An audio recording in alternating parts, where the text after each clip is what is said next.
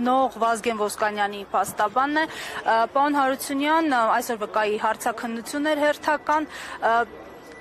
Ինչ պարզ դարձավ ձեզ համար, գուցե եւ դատարանի համար այս հարցաքննությունից։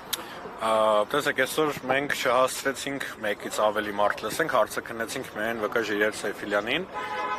Իր հարցաքննությունը պաշտպանության կողմի համար անկյունաքարային էր, այն պարզ պատճառաբանությամբ, որ առնվազն ակնարկվում է դատախազության կողմից, որ այս ճակերտավոր ահաբեկչության նախապատրաստությունը իրականացվել է բազգային ժողովրդական բևեռի հովանավորչությամբ կամ օգնությամբ կամ իրենց նպատակադրմամբ։ Այսօրվա հարցաքննությունից պարզ դարձավ, որ այդպիսի բան իրականում գոյություն չունի, ազգային ժողովրդական բևեռը որևէ նմանատիպ բան չի ծրագրել, առավել ևս Վազգեն Ոսկանյանը եւ մնացած անձիկ որևէ նմանատիպ գործողությունների չեն մասնակցել, չեն նախապատրաստել, չեն ծրագրել,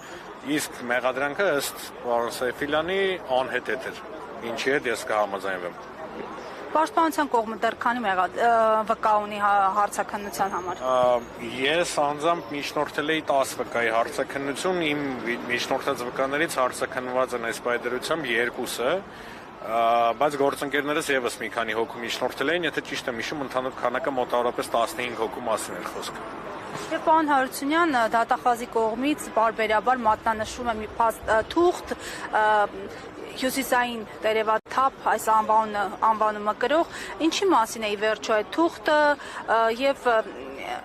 ինչ կպարզվի թղթի առնչությամբ գոնե, որովհետեւ խոստացել եք, որ հետագայում պարզ կդառնա, թե ինչ է այդ թղթի բովանդակությունն իրականում։ Շատ բարի, տեսեք, իրականում այդ փաստաթուղթը արգրավել է Աշոտ Մարգարյանի ավտոմեքենայից, ըստ մեղադրանքի կողմի կազմվել է իմ պաշտպանյալի կողմից, Վազգեն Ոսկանյանի կողմից, եւ ըստ մեղադրանքի դա այդ փաստաթղթի մեջ այն քայլերի հաջորդականությունն է, որը նրանք պետք է իբրև թե կատարեն։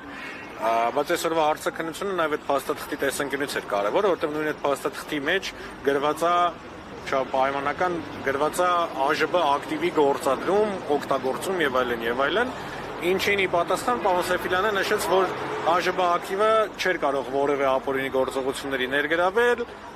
նա է ըստ էության եւ կուսակցության ղեկավարությունն են համակարգում ԱԺԲ ակտիվը որտեղ կներգրավի եւ ինչ նպատակադրմամբ, իսկ որևէ այլ անձ, այդ թվում նաեւ Վազգեն Ոսկանյանը կամ մյուսները չէին էլ կարող առանց իրենց այդ համաձայնեցման ԱԺԲ ակտիվ օգտագործել կամ անգամ ծրագրել օգտագործել, հա։ Այս առումով պարոն Սեյֆիլյանի հարցաքննությունը կարևոր էր, ավելի մանրամասն բովանդակության վերաբերյալ թե այդ փաստաթուղթը ինչի մասին է,